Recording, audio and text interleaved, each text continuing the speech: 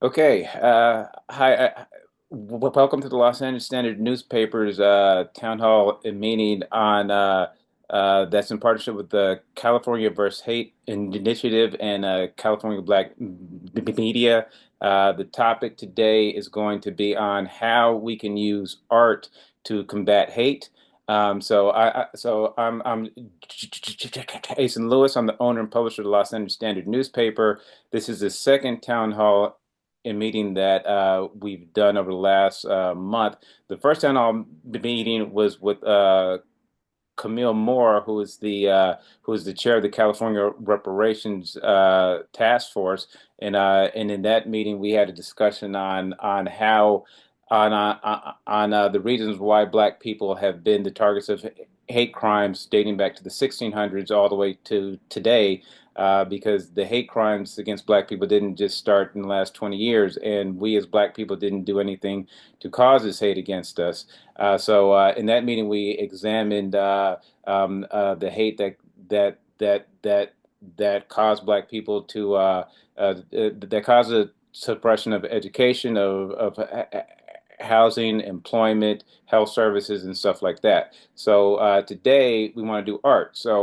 And this is important to me because I started my career in media as a photographer. I started as a sports photographer, and then I started working for the Los Angeles Sentinel and our weekly newspapers. And I've always used photography to portray a positive image of Black people through the stories I've told.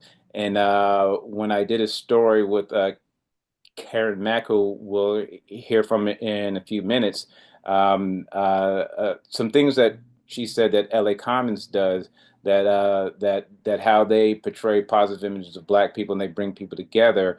And that helps combat hate. It made me think about the work that I've done through the Los Angeles Standard newspaper, where the majority of the images that I showcase of Black people in South Los Angeles, Mid-City Los Angeles, in Black communities around Los Angeles are positive.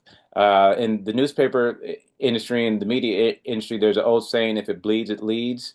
So there's always been a lot of negative stories that have come out of Black communities, and that creates an image that people will think poorly on these people and and then continue to hate them. Um, so so with most of the stories I do, I always try to find a positive spin. And first thing, with my newspaper, I tend to find the positive stories in general. So I like to think of this newspaper as a good news newspaper, opposed to a bad news newspaper, where there's so many positive stories in Black communities that go untold. But larger media companies tend to come to our communities when there's gang violence or there's low test scores, low jobs and stuff like that. So it's important for Black creators, photographers, or Black people in media to really find the positive stories, opposed to the negative stories. I'm gonna say a couple stats, and then we'll go to Karen Mack. In 2011, the hate crime report came out, and it showed that there had been a large spike in hate crimes in Los Angeles County to the highest levels in 19 years, with Black people being the most frequent targets of hate crimes. The hate crime increase was due to a spike in the racial hate crimes, and Black people were overrepresented in those crimes. Black people in Los Angeles County are only 9% of the residents, but were the victims in 46% of the hate crimes. Now, the 2023 California uh, hate crime report came out, and it showed that with hate crimes, over half of the hate crimes are racially motivated. Within those racially motivated hate crimes, over half of the victims are Black people. The California came out with an anti-hate crime telephone line where people could call in and report hate crimes. And with the racially motivated crimes there, over half of the victims of the hate crimes were black people, even though we're only about 9 to 12% of the California population. So California started an initiative to combat hate, and they showed the racial hate crime stats. And now again, black people were over half of the victims. Latinos were about 20%. Asians were around 15%, I believe. I don't have the number in front of me. And white people were only about 5% of the victims of hate crimes. So with that, we're talking about art and photography and how we can combat hate crime. So Karen Mack is the executive director of LA Commons, which is in Leimert Park, and they have art programs. So I'd like her to speak about the art program she has and how that can combat hate towards Black people. Hi, Jason and everyone. Thank you so much for having me here today. I want to just commend you, Jason, for the work that you're doing to tell the story of our communities in a positive way. I think our work is aligned, as you were saying, because our work really centers on telling the stories of communities. Art is a very powerful way to do that.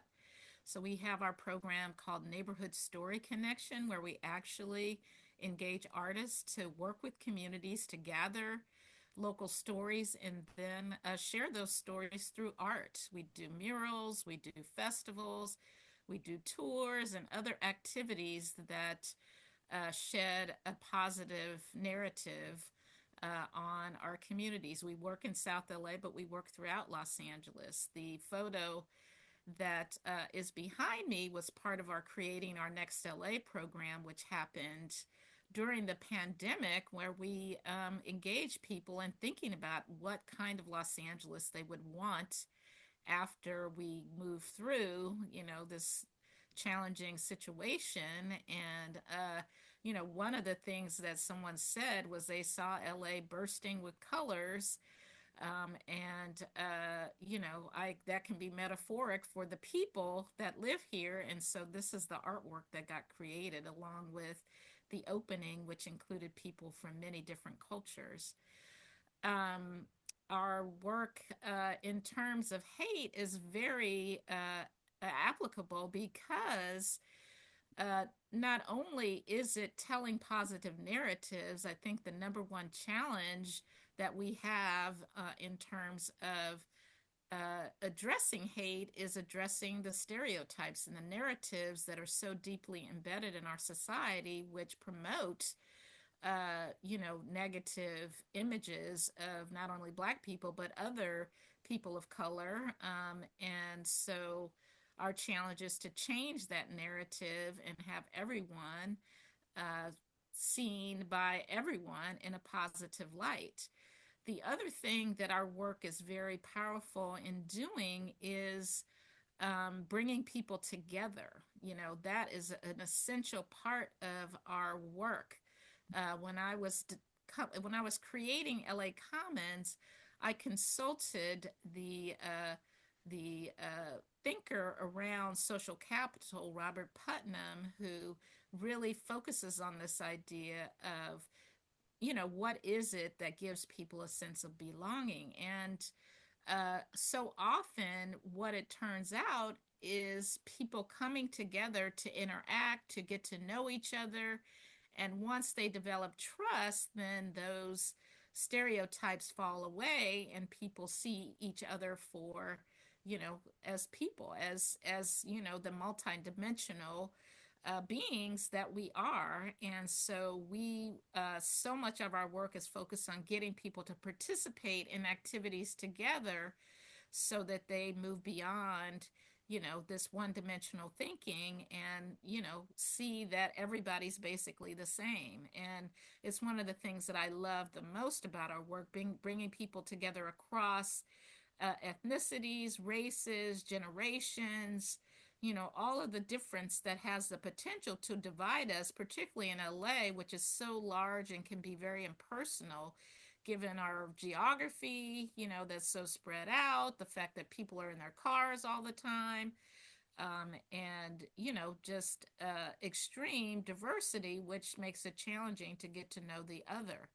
So we work on breaking that down and enabling people to actually get to know each other.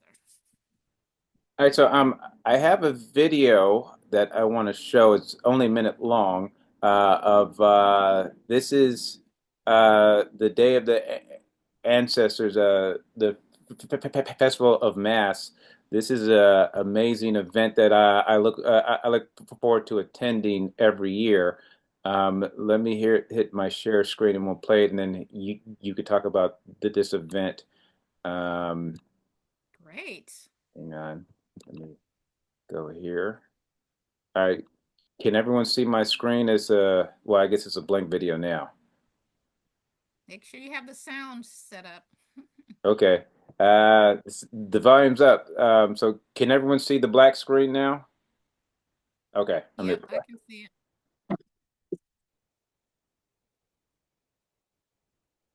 Uh-oh, we can't hear it though.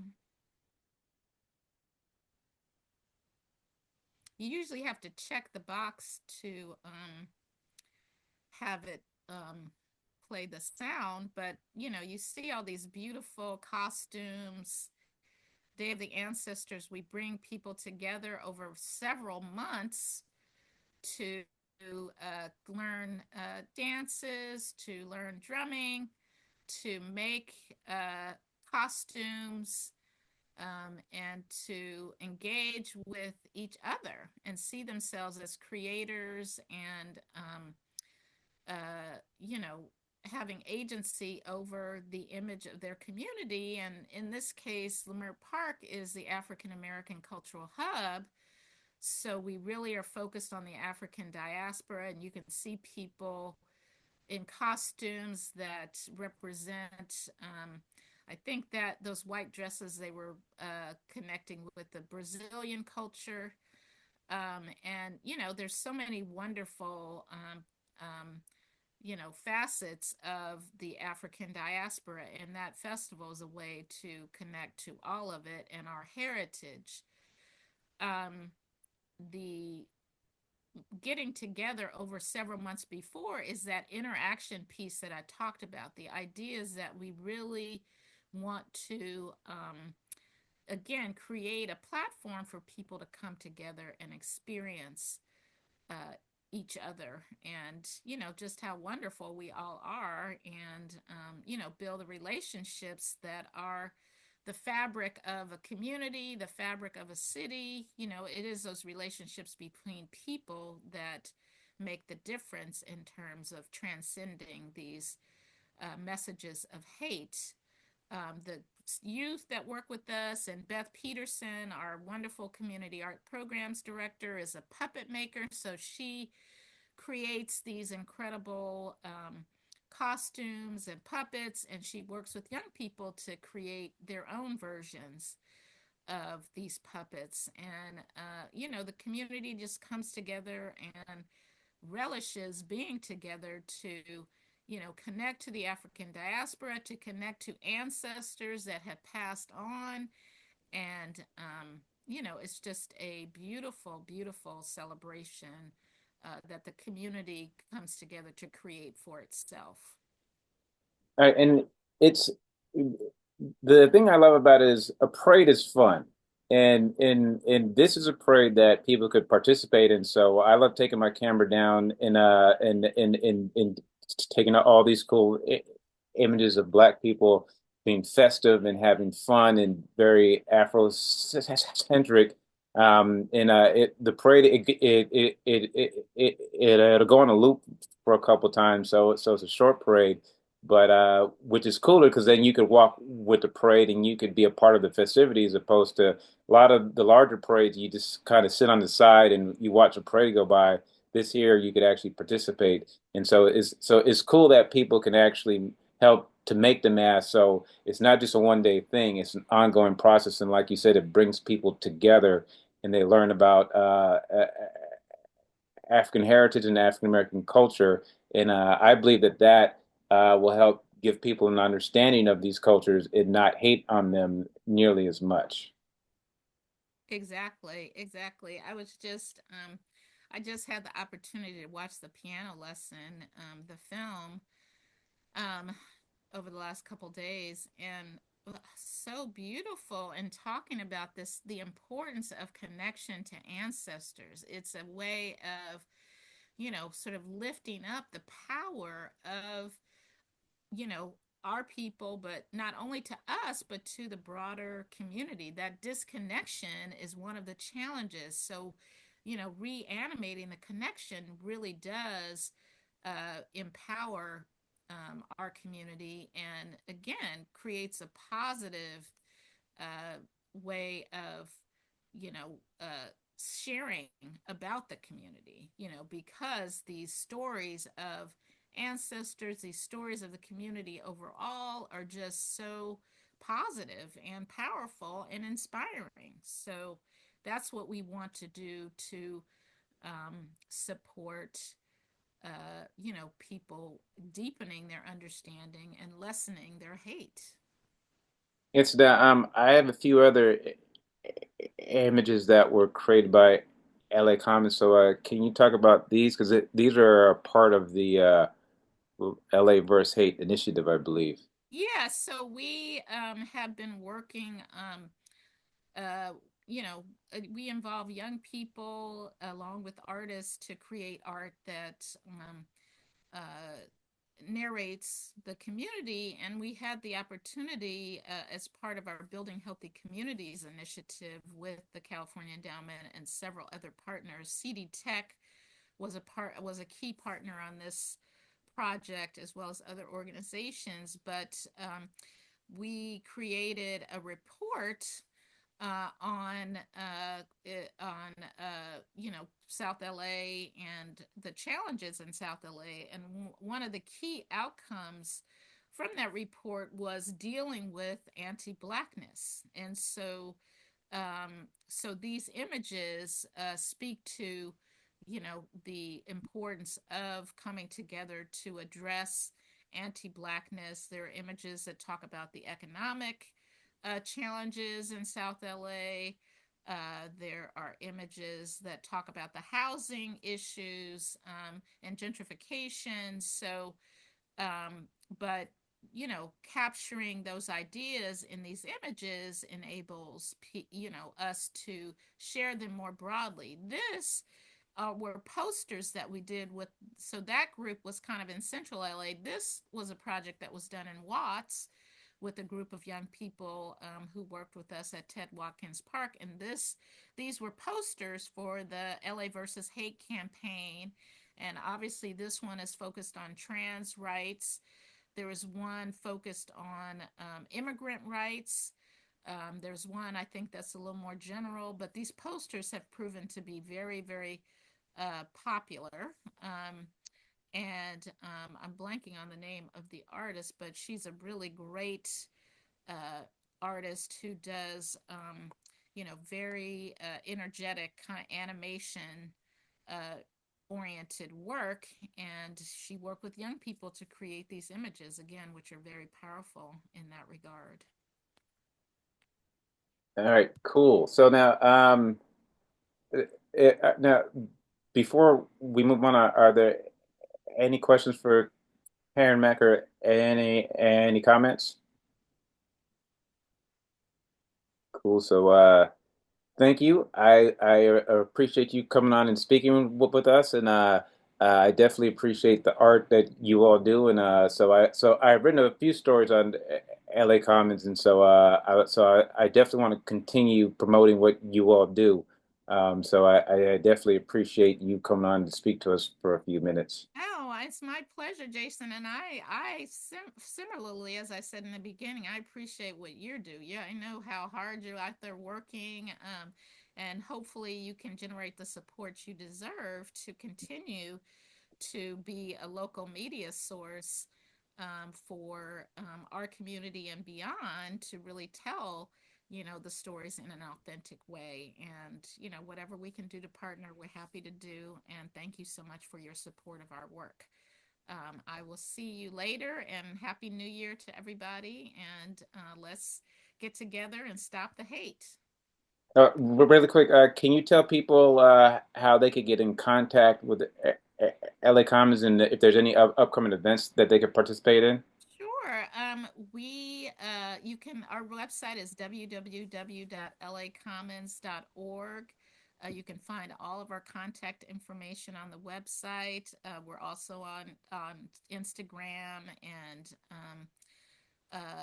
so that's another way to direct message us if you are interested. If that's, one of the ways that you communicate, we'd love to hear from you. And coming up, what the Day of the Ancestors Story Gathering Summit will be on February 21st. During Black History Month, so we would love to have you come out for that. It'll be in the afternoon, and if you go on our website, you can sign up for our newsletter and get all the information. We also have a very exciting event coming up in Leimert Park on January 5th. It's a celebration of George Washington Carver Day. And Dancer Bernard Brown will be leading a tour from Crop Swap, which is which is on Degnan Boulevard, an amazing community a garden space that's in someone's front yard. And he does Crop Swap supports people in doing this in many locations across Los Angeles. The walk will go from there to Plant Chica, which is in the heart of Leimert Park. And then we will have a dance party with food and music, and Bernard leading us at Plant Chica. So it'll be a really celebratory day about connecting with the land, connecting with each other, and really celebrating, the power of nature. So we definitely invite you to participate. And as I said, go on our website and you'll get all the details. All right, Thank cool. you, Th- Jason. Thank you. Okay, so Later. cool. So I like to tie I like to tie this back into photography. Um, Now, and it's and then I'll introduce our next speaker, Karim Saafir, who's one of my favorite local photographers. Not only because he's a personal friend of mine and a fraternity brother, but the project he did is very impactful. In that, the thing about photography is you can't just go out and just start taking random pictures and doing good work. Like you have to actually put thought into your work because you have to showcase the subjects in a certain way. So before I go to him, it just makes me think of one story I did a while ago, which was to me it was a very important story.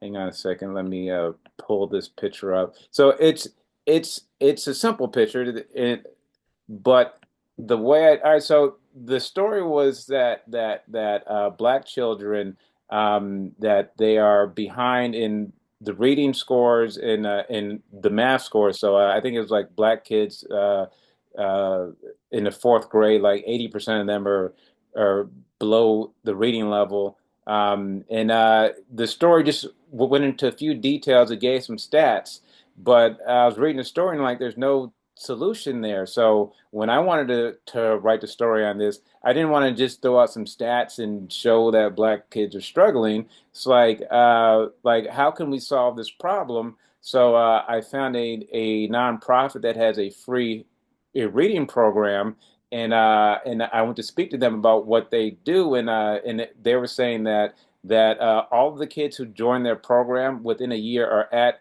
grade level in reading wise, and most of them after a year are above the grade level that they're in. So when I went to take the picture, it's like I wanted to showcase black people in a positive way instead of putting instead of trying to create an image of a black kid struggling, I wanted to show black people learning. So this picture here, and I hope everyone could see it on my screen. There's a black kid. He looked at the camera and he smiled.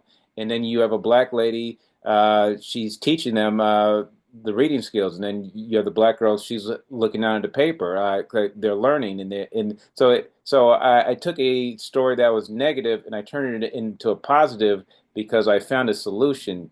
And I wanted to showcase that instead of just showcasing a negative story about black kids not performing well. So now, as that relates to Karim's work, he did a project on homelessness. So a lot of photographers, and this is a bad thing, and thankfully Karim put he put a lot of thought into the way that he did this project because a lot of photographers just go to down to downtown and start taking pictures of homeless people, which is a wrong thing to do and it's a dangerous thing. And they're not really mindful that these people are struggling. So you don't want to just stick a camera in their face. Because it demeans them. And it's like a lot of photographers they want the grittiness of a community. So when they think of Skid Row, they want to get the grit and they want to showcase their work in some art gallery so people could see that this photographer braved the elements and went down and captured these moments, but that doesn't really do anything for the homeless people. It doesn't show them compassion. Kareem, as he'll talk about, put a lot of thought into his project, and I do have some of the pictures. Let me pull those up. Um, and Kareem, you could speak about your project, and then I'll flip through the pictures. So you could speak about the manner in which you went about creating this project, and also what your goal was of capturing these images. Okay, good morning, everybody. With the shelter project, the first goal was to when I first started, it came up my wife and I were just talking and she was like, "Oh, you should do take picture like homeless people. They hold up their different signs around the city, and take picture of the signs, see what they're saying, and I was gonna go pay them something for take pictures and have them hold their sign just to get the different wording of everybody's signs around the city. And that's how I kind of started initially to get into my brain. And then I had a thought, I was like, later, I was like, how do people become homeless? I wonder how many people do we know that are homeless personally? And then I was at an event and I was talking to a guy about it. He said, I was homeless. I was like, you are? And he said, but I don't count. I'm not good enough for your project. I said, yeah, you're perfect. You're the perfect person. Because there's so many people that we know who are homeless that may not be homeless anymore. And I want to kind of do stories about I was wondering, how did you become homeless? Who's homeless? What's the story behind it and things like that. So that's where the initial project came from. And the images you're showing, most of the images on the website, they're not. I also did a book, so I have some other images that are in the book with the actual people who participate in the exhibit. But the pictures on the website, this is the 8x10 wall, and those are the grimy pictures of homelessness that you will see. And each person that I approached for any kind of photo or anything, I'd ask them, can I get a photo? And if they didn't want it, I didn't want to take a picture of their face or anything like that. I want to kind of hide it and just, kind of pay attention to that. But the picture people that are in the project that were homeless or either were currently homeless or were homeless, I actually got pictures of them because through a conversation about how I want to photograph them. Their stories drove my photography. So if you say I was homeless because I did this, that, or this happened in my life, I would take that and create an image based off that. All right, and I think your work is impactful because a lot of people, and when you go on the Facebook pages and stuff, when the topic of homelessness comes up, there's a lot of negative comments towards homeless people, and a lot of people throw a lot of hate at homeless people. And people start talking about homeless people are criminals and stuff like this. And I did hear from a LAPD officer once said that the victim of like 90% of the crimes that involve homeless people are homeless people. Um, Mhm. so can you talk about how your project can change people's perspective on homeless people, to give them compassion and not hate them so much. Yeah, it changed my perspective. Just going out and talking to people and being out there. 'Cause I was on Skid Row actually when I was talking to people. I actually it's one community. I befriended a few people there and just discussing the topic and just sitting out there. I was out there all day one time, and we're just talking and asking about their homeless. How they became homeless, and the guy was like, well, "We're homeless, but we're not bums." And we have this and we do that, and we barbecue on the holidays. And he's like, "I just can't afford a place to stay, but I can afford to give me something to eat, and I'm not begging and things like that." And I was like, "Oh wow." And then different people you talk to, like one of the ladies that was actually in the project, they're not on these pictures, but one lady, she became homeless. She had a four bedroom, three bathroom house, and she was dating a guy. He was doing some stuff. He was doing something, and he signed some stuff that she didn't know about. And next, the sheriff showed up to her house to ask her, "Is this your house?" And told her she had to get out, and she had to leave right away. So she had to try to sell all her stuff that was in there, and that's how she became homeless. And it really kind of personalized it, was to show you that any of us can become that close to becoming homeless. It can happen any kind of way. Not saying you're going to be out there on the streets just really grimy or dirty and things like that, but we had people homeless. I had people who lived in the car. One guy lived in the car. He'll go shower at the gym. He'd get dressed, everything, go to work, but you would never know he was homeless.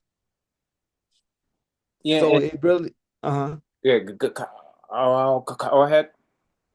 Oh, I'm saying so it really showed you that homelessness. That's why I call my project "Shelter the Faceless Name of Homelessness," because it showed you how homelessness does not have a face to it. It can be any of us. This can be one of us right now, and you wouldn't know. We're on a call, we're on a Zoom call, we're going to a meeting, and we're talking.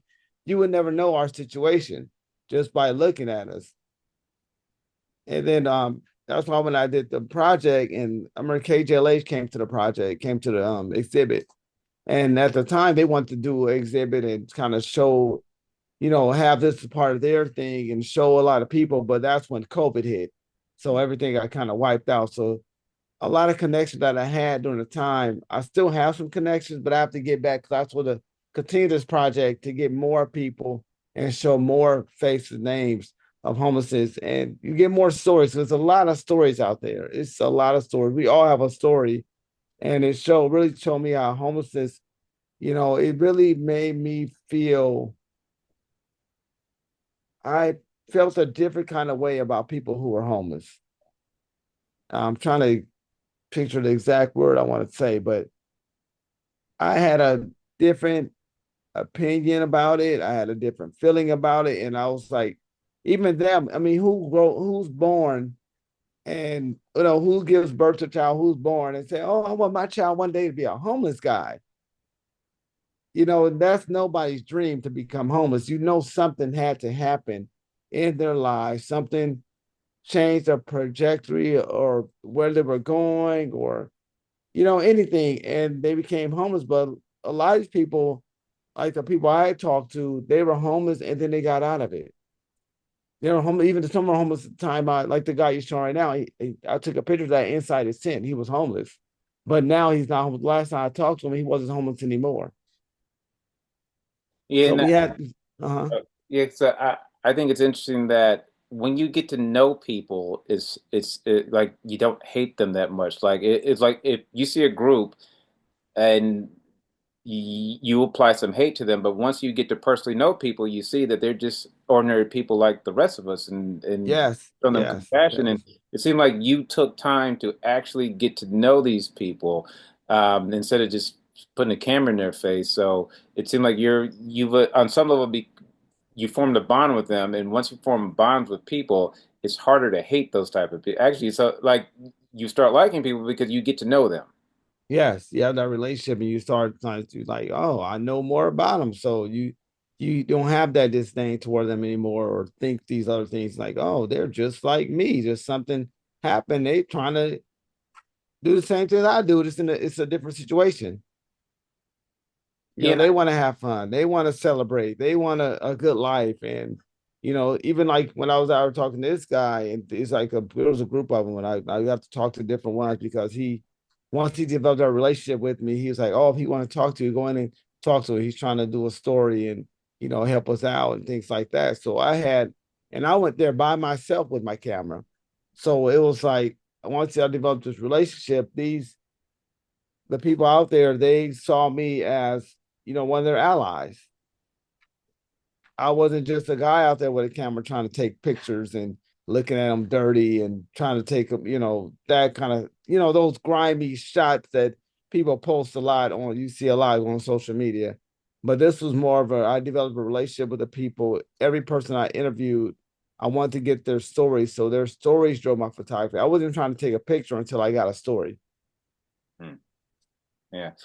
And now, so the people have misconceptions of homeless people, and a lot of people who hate on the homeless people think that they're just lazy and stuff like that, and they won't go work, or that it's just all their fault why this happened. So when you got to know these people, did you find out that some of those stereotypes are not true? Oh yeah, some of it is not true. Some are true. You have different levels to it. Like one of the young guys, he said one time they came down and somebody came down, they were offering him jobs, and he said he went and he was getting information, but he says a few other people that didn't go. He was like, he was out, he was homeless, but he's like, look at them, he said they're lazy. And he was telling me that they're gonna try to come to him later, like, how you get that job? Can you give me information? But they all had the same chance to get the same information. So you have different levels. So you have people out there that are struggling, that are homeless, but they want to get out of it. So they're trying these different things. They're trying, things aren't going the way they had planned. They don't have certain support.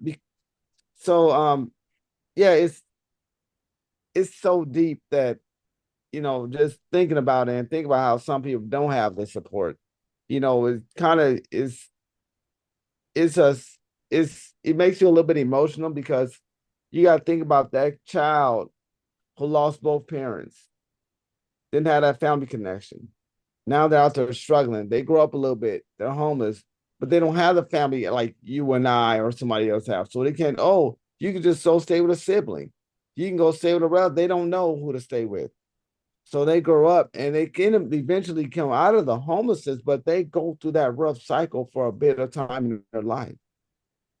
And we have all those type of people who somebody got arrested and was in prison. And we got our prison, you want to change your life, but you can't get a normal job. You can't go pay for a normal place. So you're like, what do? I have to make a way out here on these streets. I'm homeless now. So I had different kind of stories, different people I talked to, and it makes you that's a guy, but he was telling me that we're not no bums, we're not dirty, we're clean. He said, look, we wash our clothes. This we do what we have to do. And this street right here was actually a clean street. I mean, although they said it's dirty out here, I know, and that's where I was when even getting so involved out there, I was sitting down. He was like, it's dirty out here. And I'm looking at their street and I'm like, it's not dirty because their street compared to other homeless areas, it was clean. But what he meant is dirty out here is like he's outside, he's downtown, he's outside. It's dirty just being outside all day. You can't go and just take a shower and say, oh, I went and worked out, I'm gonna go take a shower. You can't do that.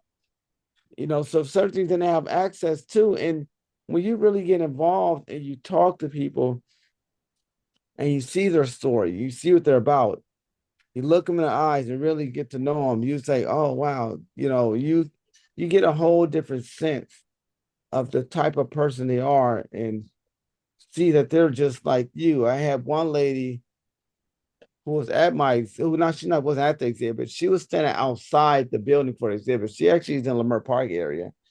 And she standing outside a lot. And I was like, this lady, I was trying to talk to her. She wouldn't talk. Somebody else to try to talk to her. These white people came by to give her some money and she wouldn't take the money. And they're like, oh, she wouldn't take money.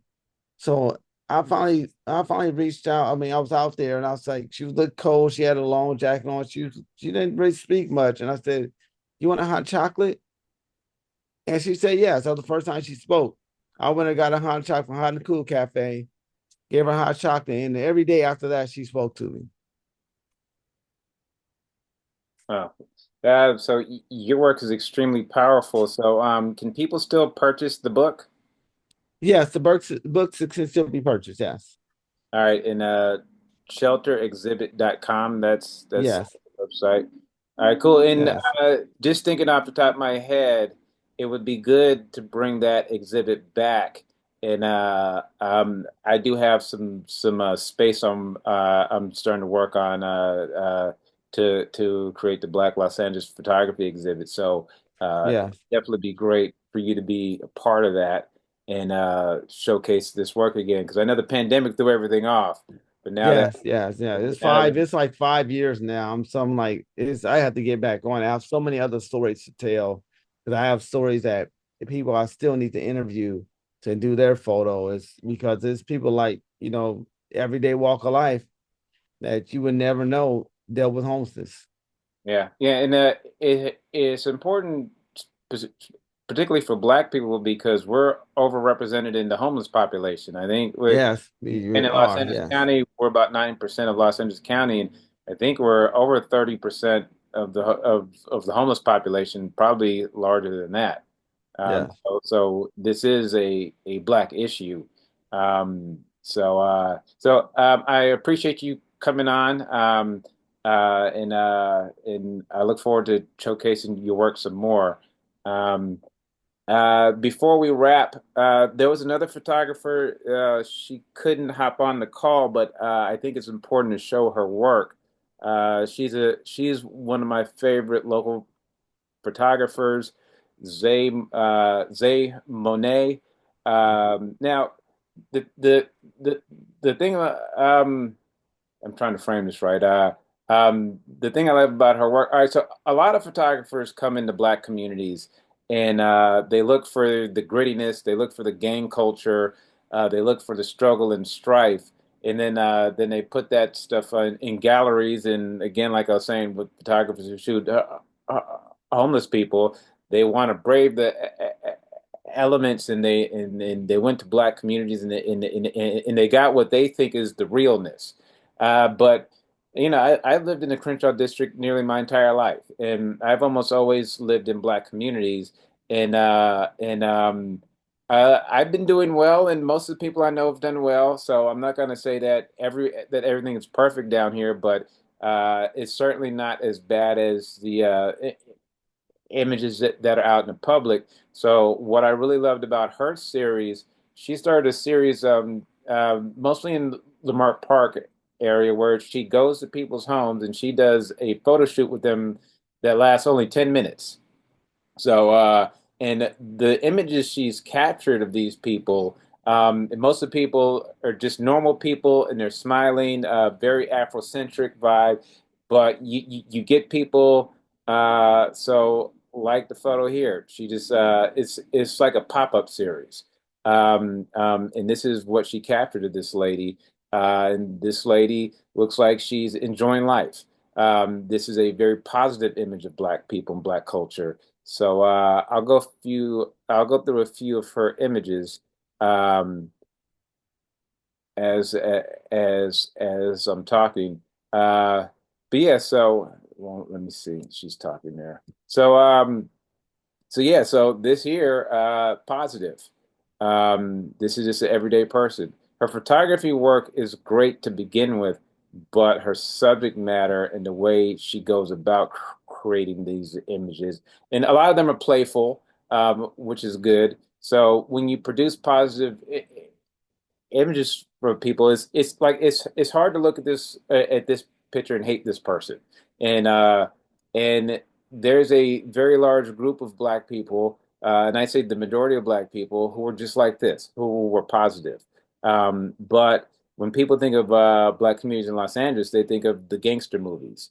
And a lot of us live in these communities, and we don't participate in gangs, and we don't participate in that type of culture. So the majority of her work is just very positive. Um, that this series, she's still doing this. It's ongoing, and a lot like this, a lot of black women have their chains with their names, so very Afrocentric. The hair is very Afrocentric. And again, these photo shoots are only 10 minutes long, and it shows people in a positive manner.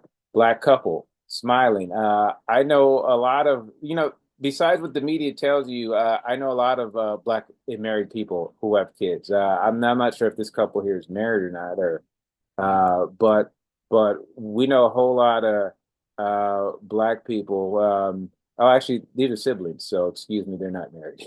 But but positive. But I mean, I know a ton of black couples who are raising their kids well. So now, some of her other work, she recently started doing children, and I mean, you look at this big smile, it's like you you can't hate a person like this. So we really need from Black communities more stuff like this than we need gangster movies and rap music on the West Coast is major, and of course that's mostly gangster music. Her work is extremely positive. Now she's shooting children a lot more. And that's so this year it isn't at Leimert Park on Degnan Boulevard where she took that picture. Um, Getting more children, and the Compton Cowboys are a big deal now. So we're getting more black kids into that. Um, so in some of her other work, she shoots a lot of the festivals. So this is the Juneteenth festival in the Leimert Park. That's one of my favorite events of the year, and people are happy, people are festive, people are having a good time. But you know what? Now, unfortunately, with the Leimert Park Festival a couple years ago, there was a stampede at some point. So all of the stories that came out about the Leimert Park Festival were about this one stampede, and I think some kids unfortunately looted the McDonald's on the corner on Crenshaw on 43rd, and that was the story. But you had this big day-long festival that had 50,000 people or so who all had a great time, and no one told the story of that, but everyone told the story of what happened at the McDonald's or that there was a stampede. This is in Lamar Park on Degnan, and these people are dancing and they're happy. This stuff is very positive. Like I don't see any criminals here. I see just everyday people who were enjoying life. So more images like this are important to stop hate. Um, and these people, I'm assuming, all live here in Los Angeles because they came to this festival. And I shot this festival, and actually, the Los Angeles State newspaper won an award from the Ethnic Media Services for our coverage of this festival. Um, some other stuff she shot, other local events. So this is at oh what's it the Beehive. So the Beehive is off of like I believe off of Main and 60th Street around there. And there's a lot of really cool black events that young people go to and just have a good time. And there's no gang stuff here. This is just black youth or you get young adults who are, most of these people are probably gainfully employed, aren't breaking laws, and they're smiling and having a good time. These are the images that we need to promote more than the negative images from gangs and stuff like that.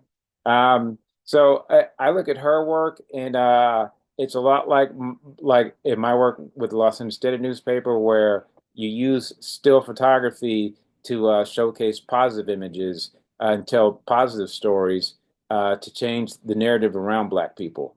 So I wish she was on to talk. I wish she was on to talk about it, but she couldn't make it. But please, I would like people to follow her work on Instagram, Zaye Monae, and that's one of her pages. And the other page, she has a 85 mil series. If you reach out to her, she'll come by and take your picture. A very positive portrait. So yeah, so. with that, if there's any questions or comments, because we've run through the program here and we're about to wrap up. Um, so I'd like to thank Kareem for coming on and Karen Mack for coming on, even though she hopped off a little while ago. So I definitely appreciate you all coming on and talk about artwork. Um, so unless there's any comments, we could wrap up here.